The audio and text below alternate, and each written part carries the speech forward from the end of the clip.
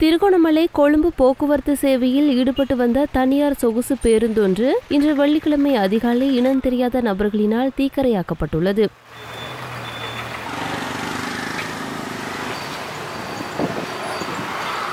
திருகோணமலை சிவன் கோயிலடியில் நிறுத்தி வைக்கப்பட்டிருந்த பேருந்தே இவ்வாறு மர்ம நபர்களினால் தீ வைக்கப்பட்டுள்ளது. குறித்த சம்பவம் தொடர்பில் நகரசபை தீயணைப்பு பிரிவிற்கு தகவல் வழங்கப்பட்டு தீயணைப்பு வீரர்கள் சம்பவ இடத்திற்கு வந்துள்ளனர். எனினும் இதன்போது பேருந்து முழுமையாக எரிந்து நாசமடைந்துள்ளதாக அதிகாரிகள் தெரிவித்துள்ளனர். இந்நிலையில் குறித்த நாசகார செயலை செய்தவர்களை கண்டுபிடிக்கும் வகையில் திருகோணமலை தலைமையக போலீசார் மேலதிக விசாரணைகளை ஆரம்பித்துள்ளனர். இதேவேளை கடந்த 2ஆம் திகதி நள்ளிரவு திருகோணமலை கண்டி பிரதான வீதியில் நிறுத்தி வைக்கப்பட்டிருந்த பேருந்தொன்றும் இவ்வாறு தீக்கிரையாக்கப்பட்டிருந்தமை குறிப்பிடத்தக்கது.